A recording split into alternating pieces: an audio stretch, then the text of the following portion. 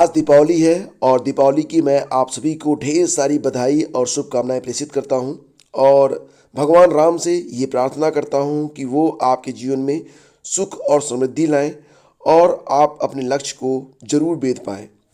तो फ्रेंड्स, जब दीपावली आती है तब मुझे ये कविता जरूर याद आती है। गोपाल दास नीरज ने लिखी है कि नई ज्योति के धर नए पंख झिलमिल, उड़े मर्त मिट्टी गगन स्वर्ग छूले, लगे रोशनी की झड़ी झूम ऐसे, निशा की गली में तिमिर राह भूले, खुले मुक्ति का वह किरण द्वार जगमग, उषा जान पाए निशा आन पाए, जलाओ दिए पर रहे ध्यान इतना, अंधेरा धरा पर कहीं रह न जाए।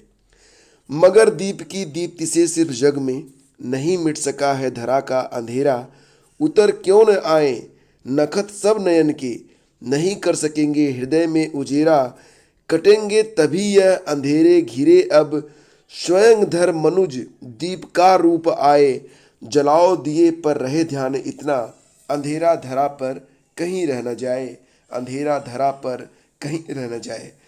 तो दोस्तों, आइए शुरू करते हैं आज की दैनिक रोजगार समाचार। और आज की तारीख बताने की जरूरत नहीं है, आज की तारीख है 4 अक्टूबर। और सबसे पहले जो खबर है वो ये है कि बीपीएससी ने 67वीं संयुक्त प्रतियोगिता परीक्षा के लिए आवेदन की डेट बढ़ा दी है। 5 नवंबर को 67वीं बीपीएससी की प्रारंभिक परीक्षा के लिए ऑनलाइन आवेदन करने की तिथि खत्म हो रही थी। काफ़ी संख्या में अभ्यर्थियों की तिथि बढ़ाने की मांग के बाद बिहार लोक सेवा आयोग ने 19 नवंबर तक इस डेट को बढ़ा दिया है। बहुत ही बड़ा काम है। 19 नवंबर तक ये डेट जो है बढ़ गई है। और इसी के साथ संयुक्त सचिव सस परीक्षा नियंत्रक अमरेंद्र कुमार ने बताया कि आयोग की ओर से पहले 723 पदों के लिए विज्ञापन जारी किया गया था। अब बिहार निबंधन सेवा के मध्य निषेध उत्पाद और निबंधन विभाग की ओर से अवर निबंधक, संयुक्त अवर निबंधक के 3 पद और बढ़े हैं। तो पदों की संख्या भी बढ़ गई है। पहले ये जो पदों की संख्या थी वो 723 थी, अब ये पद बढ़कर हो गए हैं 726। ठीक है। और आवेदन के लिए 10 दिनों का अतिरिक्त अवसर भी आपको दिया गया है। अभ्यर्थी अब 29 नवंबर तक आवेदन में ऑनलाइन सुधार कर सकेंगे। 67वीं बीपीएससी में सबसे अधिक पद ग्रामीण विकास पदाधिकारी के हैं, 133 पद हैं। ईओ के 110 पद हैं। बिहार प्रशासनिक सेवा के वही उप समाहर्ता और एसडीएम के 88 पद हैं। प्रखंड कल्याण पदाधिकारी के 52 और सीईओ के 36 पद हैं। डीएसपी के 20 पद हैं। और आपको ये बता दें कि आप किसी भी राज्य के हों, अगर आप चाहें तब आप बिहार पीसीएस में आवेदन कर सकते हैं।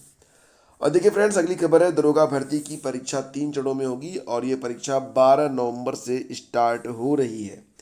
तो प्रदेश में 9,534 पदों पर होने वाली दरोगा भर्ती परीक्षा के लिए तिथियों का ऐलान कर दिया गया है। ये मैंने आपको पहले भी सूचित किया था इसके बारे में कि 3 चरणों में परीक्षा होगी। पहले चरण में 12 से 17 नवंबर तक, दूसरा 19 से 24 नवंबर तक और तीसरा 27 नवंबर से 2 दिसंबर तक ये परीक्षा होगी। उत्तर प्रदेश पुलिस भर्ती और प्रोन्नति बोर्ड के मुताबिक उक्त निरीक्षक नागरिक पुलिस कमांडर के 9,027 और उप निरीक्षक एसआई के पद हैं, ये 9,027 पद। पीएससी में प्लाटून कमांडर के 484 पद हैं और अग्निशमन द्वितीय अधिकारी के कुल 23 पदों के लिए ये परीक्षा करवाई जाएगी। तो 3 शिफ्ट में परीक्षा होगी और अभ्यर्थियों को आधार कार्ड के बिना परीक्षा केंद्रों में प्रवेश नहीं दिया जाएगा। इस बात का आप लोग बहुत ही ध्यान से याद रखना कि आधार कार्ड आपको लेकर जाना है। प्रवेश के लिए मूल आधार कार्ड या ई आधार कार्ड के साथ उसकी फोटो कॉपी भी लेकर आपको आनी होगी। और इसके लिए एक हेल्पलाइन नंबर भी यहाँ पर जारी की गई है और हेल्पलाइन नंबर क्या है 02262337900। तो ये हेल्पलाइन नंबर दिया गया है। अभ्यर्थी किसी भी तरह की समस्या होने पर इस नंबर पर संपर्क कर सकते हैं। और किस अभ्यर्थी की परीक्षा किस जिले में होगी इसकी सूचना उसको 10 दिन पहले दी जाएगी। वहीं परीक्षा केंद्र के नाम और पते की सूचना 3 दिन पहले भर्ती बोर्ड की वेबसाइट पर दी जाएगी।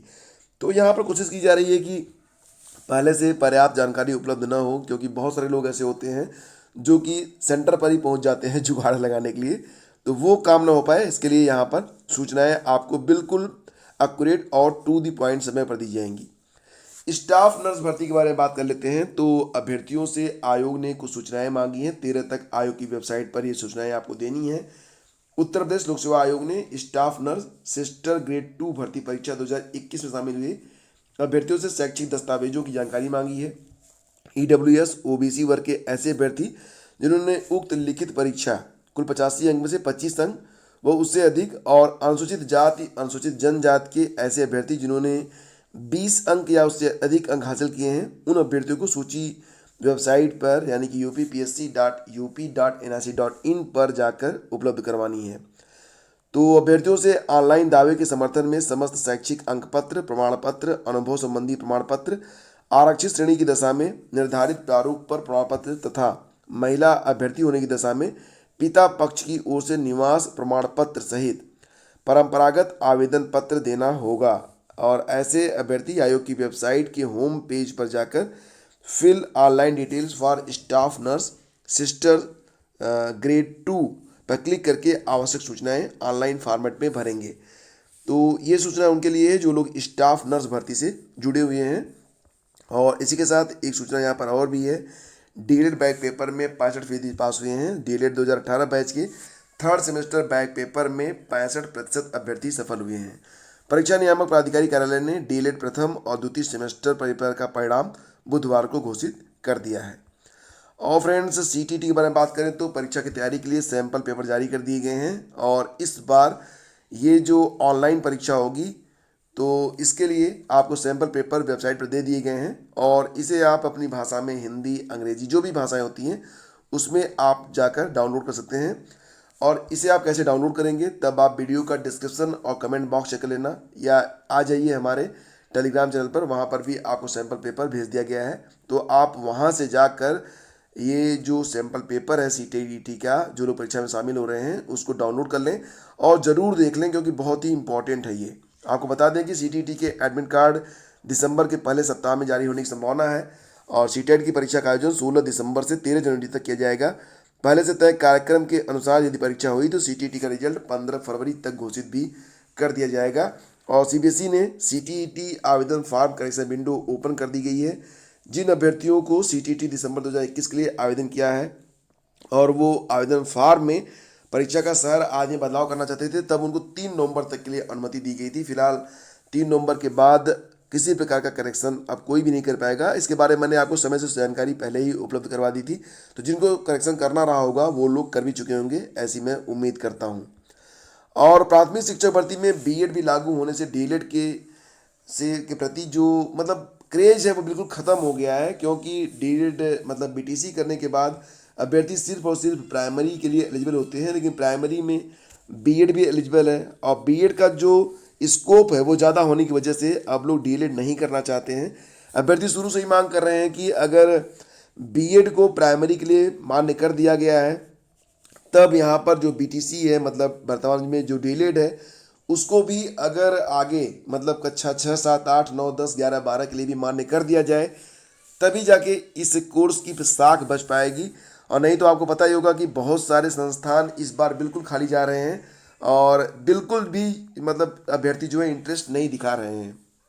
और देखिए फ्रेंड्स, आप सभी लोगों में लेखपाल भर्ती को लेकर अभी भी बहुत सारे कन्फ्यूज़न हैं, जैसे कि CCC अनिवार्य रहेगा या नहीं रहेगा, और इसके बारे में भी बात करेंगे। और आप जानते हैं कि पीटी का परिणाम जारी कर दिया गया है। पीटी का जो स्कोर है वो 1 साल के लिए ही वैध है, तो आयोग की कोशिश है कि वह ज़्यादा से ज़्यादा भर्तियां करे, और इस उद्देश्य से आयोग दिसंबर से प्रत्येक माह 2 मुख्य परीक्षाएं आयोजित करने की योजना पर काम कर रहा है। स्वास्थ्य कार्यकर्ताओं की भर्ती के लिए आयोग दीपावली के बाद नवंबर में विज्ञापन निकालेगा और दिसंबर में मुख्य परीक्षा भी आयोजित कर देगा। आयोग राजस्व लेखपालों के करीब 8,000 रिक्त पदों पर भी भर्ती के लिए मुख्य परीक्षा आयोजित कराने की तैयारी कर रहा है। हालांकि अभी इसमें पेंच है। पेंच क्या है?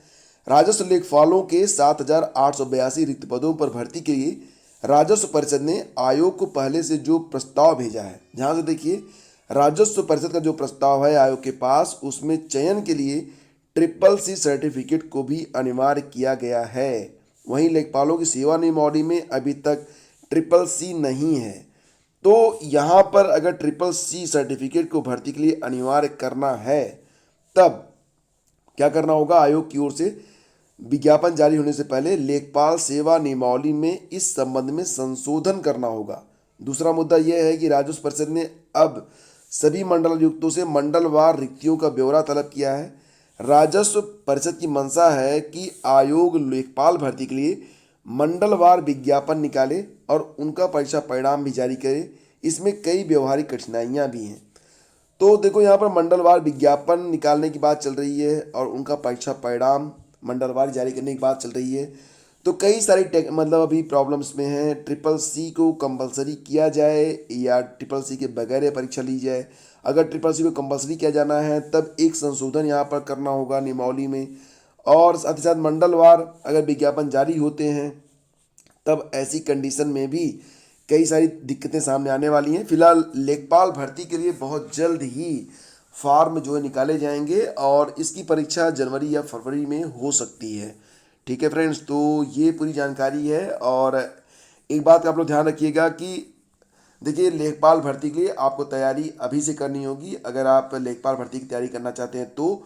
और ट्रिपल सी को लेकर अगर आपके मन में उधेड़ बुन चल रहा है तो ट्रिपल सी के लिए आप आवेदन अभी भी कर सकते हैं। हालांकि अगर आप अभी आवेदन कर देते हैं तब आप जनवरी में इसकी परीक्षा भी दे पाएंगे। ठीक है, तो ट्रिपल सी के बारे में एक वीडियो मैं आपको अपलोड करके दे दूंगा ताकि आप लोग समझ पाएँ कि घर बैठे आप ट्रिपल सी कैसे कर सकते हैं और थोड़ी सी मेहनत करके आप कैसे ट्रिपल सी में सफलता भी प्राप्त कर पाएंगे।